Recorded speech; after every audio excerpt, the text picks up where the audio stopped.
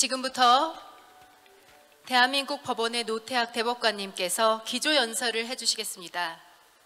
노태학 대법관님께서는 국제 분쟁에 대한 깊은 이해와 풍부한 경험을 바탕으로 오늘 우리에게 특별한 말씀을 해주실 예정입니다. 노태학 대법관님을 큰 박수로 환영해 주시기 바랍니다.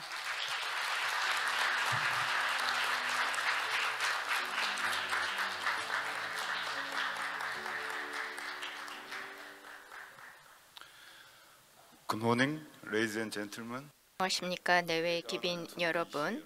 오늘 이렇게 여러분 앞에서 발표를 할 수 있게 되어서 정말 영광입니다. 그럼 시작해 보도록 하겠습니다.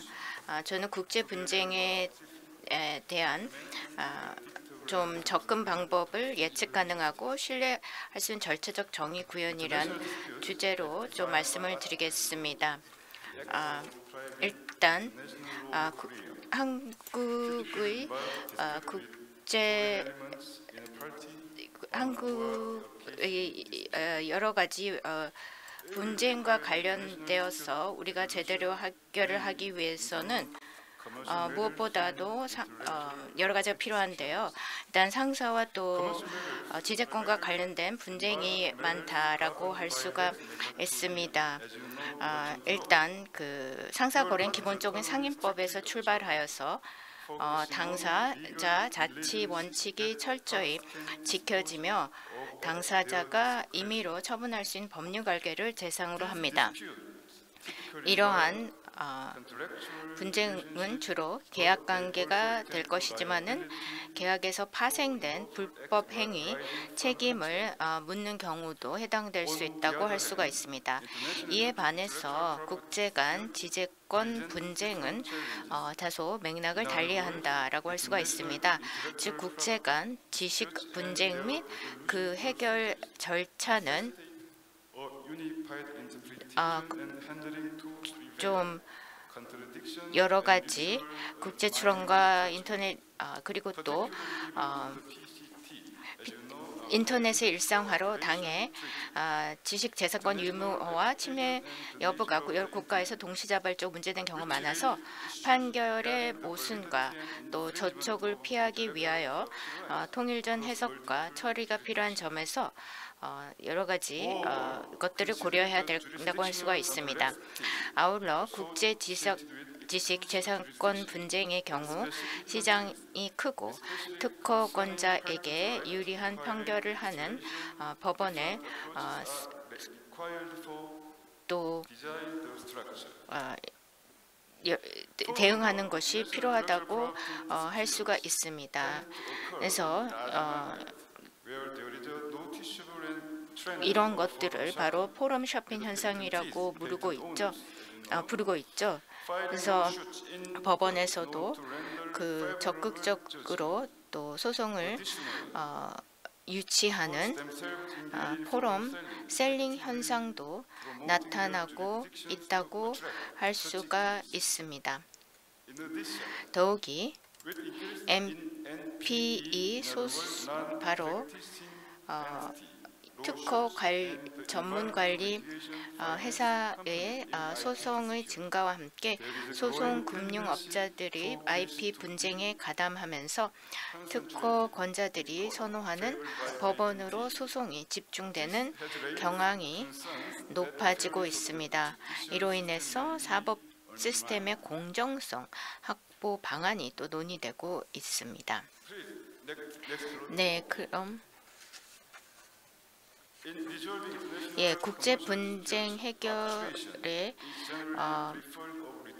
일반적 소송보다는 중재 절차로 해결되는 경우가 특히 상사 분쟁에서는 많다고 할 수가 있는데요.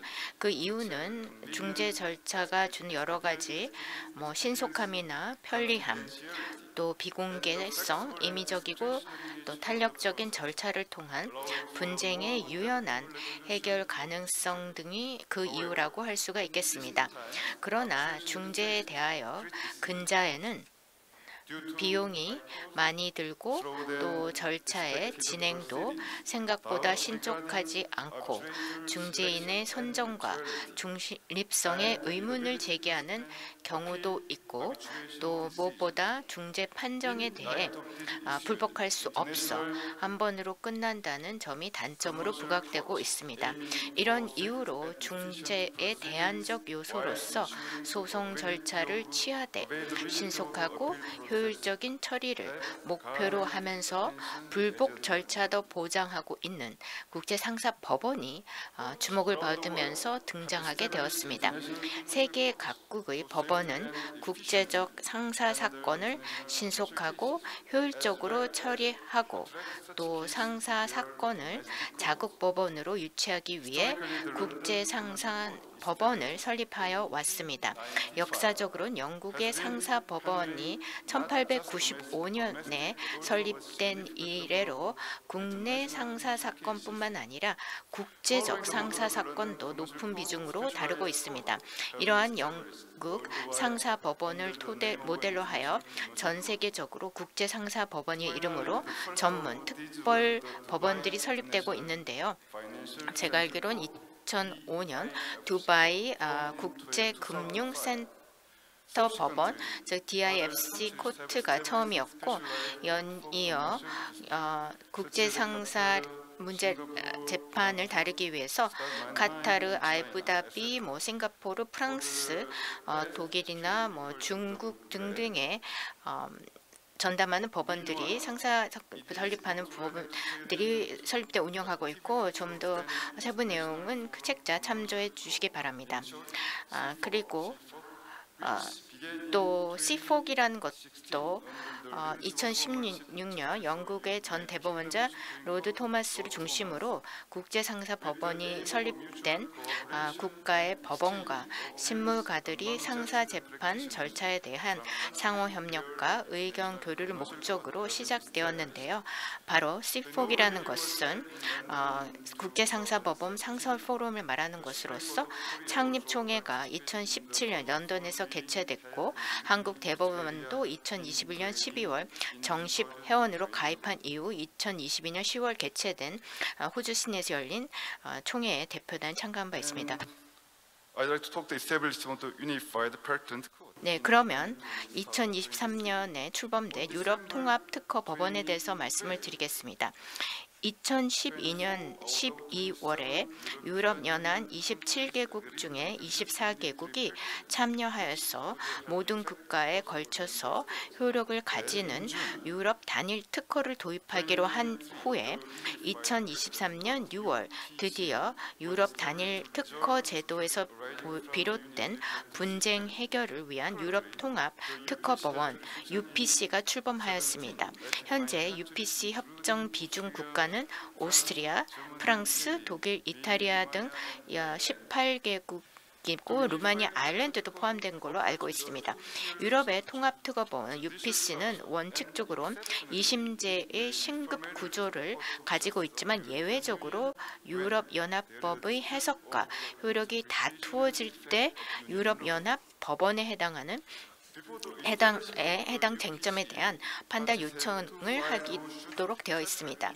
유럽 통합 특허 법원이 출범하기 전에는 원칙적으로 등록 특허의 효력이 있는 나라에서 개별 국가별로 각각 소송을 제기하여야 해서 당사자 비용을 증가시키고 나라별로 통일되지 못하거나 모순 저촉되는 결정이 나올 우려가 있었습니다. 그러나 이제는 단일 특허에 대한 관할권을 가진 하나의 법원에서 특허의 무효나 침해 여부를 다툴 수 있어 이와 같은 단점이 많이 해결되었습니다. 그러나 이와 같은 유리한 점이 있는 반면 한 번의 소송으로 유럽 각국에 등록돼 있는 특허가 하나의 소송 결과에 따라 일거에 모요로 될 수 있다는 단점도 지적되고 있습니다. 한국의 현황을 보도록 하겠습니다. 국제거래 사건에 관하여는 한국의 일부 법원의 전담 사건을 집중 처리한 재판부를 두고 있는데요. 대표적인 것이 제1심 서울중앙지방법원과 항소심 서울고등법원 등에서 각각 전담 재판부 2개를 운영하고 있는데요. 좁은 의미의 국제거래 사건뿐만 아니라 해상이나 중재판정의 집행 결정과 같은 유형의 사건도 처리하고 있습니다. 특허법원과 서울중앙지방법원에서는 2018년부터 국제적 지식재산 분쟁을 영어로 변론이 가능하도록 하는 국제재판부를 운영하고 있습니다. 2016년 특허 사건 중 외국 법인이 또 외국인이 당사자인 사건이 40% 이상에 이르고 있고 외국 당사자들의 영어 변론 요청이 지속적으로 제기되어 2017년 12월 법원조직법 62조 2회가 신설이 되었고 그리고 또 2018년 5월에 국제 재판부의 설치 및 운영에 관한 규칙이 제정되었습니다. 진행 방식은 외국어로 변론 및 증인 신문을 진행하고 법원이 이에 대해서 동시 통역을 제공합니다. 서면이나 증거 제출 시 번역본 제출은 필요하지 않고 또 한국어로 작성된 판결문의 번역본도 제공하도록 하고 있습니다. 지금까지 국제재판부를 운영한 결과 언어 접근성에 따른 불이익이 제거됨으로써 외국인은 외국어로, 한국인은 또 한국어로 변론과 또 서면을 제출할 수 있게 되어서 적은 비용과 빠른 시간 내에 합리적인 결론 도달 가능성이 있다는 장점이 있습니다. 그럼에도 불구하고 사건의 수는 예상보다 훨씬 기대에 못 미치고 있습니다. 외국어로 진행할 수 있지만 외국 소송 대리인은 국내에서 소송 대리권이 없으므로 결국 국내 소송 대리인을 선임하여야 하는데 이 경우로 영어로 변론하거나 서면을 제출할 실익이 크지 않다는 것입니다. 그 개선 방안으로 향후 국제재판부 사건에서 외국 소송 대리인의 변론을 허용할 것인지에 대한 논의가 필요하고 또 원고와 피고 모두 영어를 사용하는 경우에 재판부에서도 영어를 사용하고 결정, 명령, 판결도 영어로 할 것인지에 대한 전향적인 변화가 있어야 할 것입니다.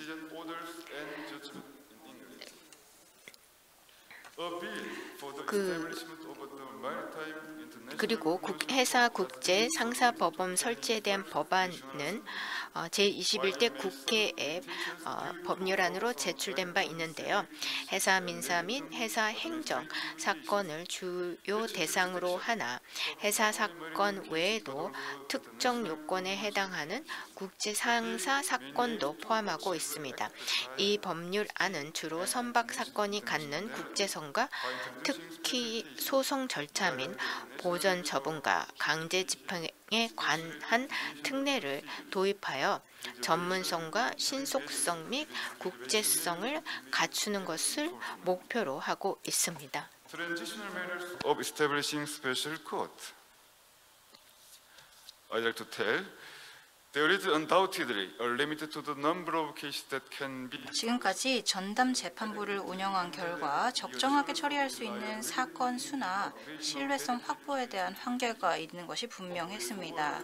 장차 다양한 국제적 분쟁을 신속하고 효율적으로 처리하기 위해서는 특별법원 또는 중재와 조정을 결합한 하이브리드 방식으로 전차를 진행하는 지역적 관할을 가지는 분쟁 해결 기구를 설치하는 것이 바람직할 것으로 생각됩니다. 2022년 10월에 일본에서는 비즈니스 코트라는 이름으로 지식재산고등재판소 재판부 전부와 동경지방재판소의 상사, 도산 및 지식재산권 사건을 전문으로 처리하는 재판부가 새로 지은 이제 청사로 이동하여서 운영을 개시했습니다. 한국의 경우에도 이런 서울고등법원의 국제거래 전담 재판부와 특허법원 및 서울중앙지방법원 등의 국제재판부 등을 같이 인천국제공항이 위치한 인천 영종도 인근 등지에 같이 유치를 해서 집중적으로 어떤 국제 분쟁 사건을 전문적으로 처리하게 하는 것도 생각해 볼 만합니다. 그렇다면은 특별법원 설립을 하기 위해서 어떤 것들을 검토해야 할까요? 이런 특별법원을 설립하는 목적은 일단 절차적인 접근성을 강화하는 것, 그리고 신속하고 효율적인 분쟁의 처리를 돕는 것, 그리고 신뢰를 확보하는 것 등이 있을 겁니다. 그래서 뒤에서는 제가 이러한 이제 국제적 상사 분쟁이나 지식재산 분쟁 사건을 처리하는 특수 전문 법원을 설계할 때 어떤 내용이 필요한지 말씀드리도록 하겠습니다. 첫 번째로 이제 고려해야 되는 사안은 절차적인 접근성과 편의성을 강화하는 부분입니다. 이제 온라인 회의의 필요성, 활용 등이 팬데믹을 기점으로 굉장히 많이 늘어났습니다. 그러면서 영상 재판도 많이 확대되고 있습니다.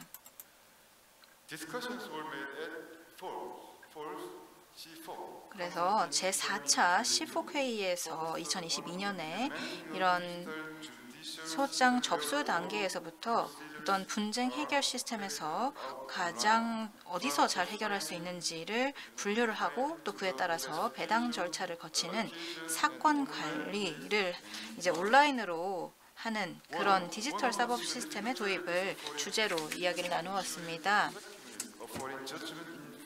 그리고 또 외국 재판으로 인한 가장 큰 문제점 중에 하나가 이제 외국 재판의 강제 집행에 대한 실효성 확보를 들 수 있는데요. 오늘날 대부분 국가는 일정한 요건 아래서 외국 재판의 효력을 인정하고 강제 집행 또한 인정하고 있습니다. 마치 이 중재와 관련해 가지고 중재 결론이 나는 경우에는 이를 인정을 하는 뉴욕 협약과 같은 내용이죠. 그리고 최근에는 블록체인 기술을 도입을 해서 해당 재판이 적법하게 절차에 따라 이루어졌다는 인증 절차를 간소화하고 비용과 시간에 불필요한 소모를 줄이려는 그런 시도가 있습니다. 블록체인을 활용하고 또 스마트 기업을 활용한 그런 프로젝트들이 두바이 DIFC 법원 그리고 아부다비의 ADGM 법원에서 진행 중입니다. 이러한 IT 기술의 발전으로 국제특별법원 내 접근성과 편의성은 한층 높아지게 될 것으로 생각됩니다. 이제 다음으로 말씀드릴 부분은 영어로 절차를 진행하는 것이 필요하다는 점입니다. 이런 국제특별법원에서는 외국 변호사에 의한 소송 대리도 어느 정도 허용되어야 한다고 생각합니다. 왜냐하면 그렇게 해야 분쟁 당사자들이 자신의 분쟁을 가장 정확하게 파악해서 공정하고 신속하게 해결해 줄 수 있다라는 그런 인상을 가질 수 있기 때문입니다. 다만 제한된 범위에서 봐야 되는 사안이 분명히 있을 텐데요. 그것이 바로 주권 문제와 관련된 사안일 겁니다. 그리고 이런 부분뿐만 아니라 어떤 일정한 등록 정찰을 필요로 하는 SICC의 그런 정책을 참조를 해서 고려를 하면 좋을 것 같습니다. 이제 두 번째로 고려할 점은 신속하고 효율적인 분쟁의 처리가 가능하다는 점인데요. 이런 국제특별법원에서는 대륙법계 국가라고 하더라도 어느 정도 효율적이라고 알려진 영미법상의 재판 전 준비 절차라든지 증거 개시 청구와 공개 제도라든지 이런 것들을 좀 과감하게 도입할 필요가 있습니다. 그리고 명확한 준거법의 결정 원칙이 필요합니다. 2022년에 대한민국은 국제사법을 전면 개정해서 분야별로 정치하고 국제적으로 정합성을 가진 국제재판 관할 원칙과 준거법 원칙을 가지게 되었습니다. 그리고 법원의 실무를 봤을 때는 대체로 당사자 간의 명시적, 묵시적인 준거법 합의를 존중하고 있습니다. While it may be challenging to achieve direct harmonization of substantive law, 마치 이 실질적인 통일은 조금 어려울 것입니다. 유럽 계약법 원칙, PECL과 같이 이런 실질법적인 통일은 힘들 것입니다. 하지만 국제사법과 같은 저촉법의 결정 원칙은 어느 정도 국제 간의 정합성을 맞출 필요가 있다고 생각합니다. to safely and efficiently handle disputes, 신속하고 효율적으로 분쟁을 처리하기 위해서는 소송 절차에만 치중할 것이 아니라 through various procedures 중재 절차에서 예컨대 가처분과 이의에 대한 법원의 적극적인 관여나 조정 등 국제 특별 법원에서도 다양한 절차에 문을 열어놓음으로써 유연하게 절차를 진행하는 것이 바람직할 것입니다. agreements resulting from mediation 싱가포르 조정 협약이라고 알려져 있는 이제 협약이 2018년에 체결이 되었습니다. was signed in December 12월 20일 2018년에 협약이 체결되었죠. 제가 알기로는 또 일본에서는 이 국내 실시법, 이 협약에 따라서 이제 설립된 조정에 국내 집행력을 부여하는 국내 실시법을 작년 4월 21일에 제정을 했습니다. It should be noted, however, that 다만 the convention 이 싱가포르 조정 협약은 targets private mediation 사적 조정만을 대상으로 하고 있고요. 법원에 의한 조정을 배제하고 있습니다. 그렇기 때문에 좀 더 면밀하게 검토할 부분이 남아 있습니다. by courts that recognize 재판상 화해와 같이 기판력과 집행력을 인정하고 있는 법원에 의한 국내 조정과 좀 비교를 해서 검토할 부분들은 분명히 남아 있습니다. 이제 세 번째로 말씀드리고 싶은 부분은 신뢰의 확보라는 점인데요. 신뢰를 확보하기 위해서는 우선 재판부의 구성을 다양화하고 전문화를 해야 될 것입니다. constitute the court 이 법관들을 domestic judge. 이제 자국의 전문화된 법관들로만 구성하는 것도 가능하겠지만 비상임 외국 재판관을 두는 것도 적극적으로 고려할 만합니다. 이런 외국인 법관을 비상임 재판관으로 임명을 하는 것은 SICC의 안정적인 정착에 큰 역할을 하고 있기 때문에 이를 참고할 만합니다. 그리고 또 싱가포르에서는 심지어 헌법을 2014년에 헌법을 개정을 했습니다. 그렇게 해서 외국 법관과 은퇴한 법관을 SICC 법관으로 임명하기로 했습니다. 다만 SICC의 경우에는 주로 영미법계 국가의 법관들이 많이 일을 하고 있고요. 대륙법계 국가 재판관이 소수에 그친다는 점은 아쉬운 점이라 할 수 있겠습니다. 국제상사법원의 등장이 전통적인 중재 절차가 단심으로 마무리돼서 이제 불복할 수 없다라는 그런 단점에서 비롯된 지적이 있다라는 점은 앞서서 언급을 드렸는데요. 따라서 이런 불복 절차를 마련할 필요가 있을 것입니다. 1심 법원의 판결에 대해서 항소를 하는 것처럼 불복 절차가 필요할 것입니다. 다만 신속하고 공정하게 분쟁을 해결하면서 당사자의 과도한 비용 부담을 배제해야 되기 때문에 이런 불복 기회를 무한적으로 제공할 수는 없을 것입니다. 그래서 그 최종심을 통상의 대법원으로 할 것인가 아니면 이제 국제특별법원 내에 어떤 별도의 판단 기구로 둘 것인가 이 부분 또한 고민을 해봐야 하는 부분일 것입니다. 네, 이제 결론을 말씀드리도록 하겠습니다. 최근에 국제 정세가 확실히 불안정합니다. 굉장히 예측 불가능한 일들이 많이 일어나고 있죠. 코로나19로 전 세계가 많이 힘든 시간을 겪었고요. 팬데믹은 이제 끝이 났지만 여전히 세계에는 중동에서의 여러 움직임 등 여러 가지 심상치 않은 일들이 벌어지고 있습니다. 그래서 많은 국가들이 어떤 안보나 공정 경쟁의 논리를 앞세우고 개방이라든지 경제 논리를 조금 뒤로 두는 그런 움직임을 보이고 있습니다. 그리고 국익과 패권으로 이런 여러 가지 불안정한 상황을 해결하는 움직임이 보이고 있습니다.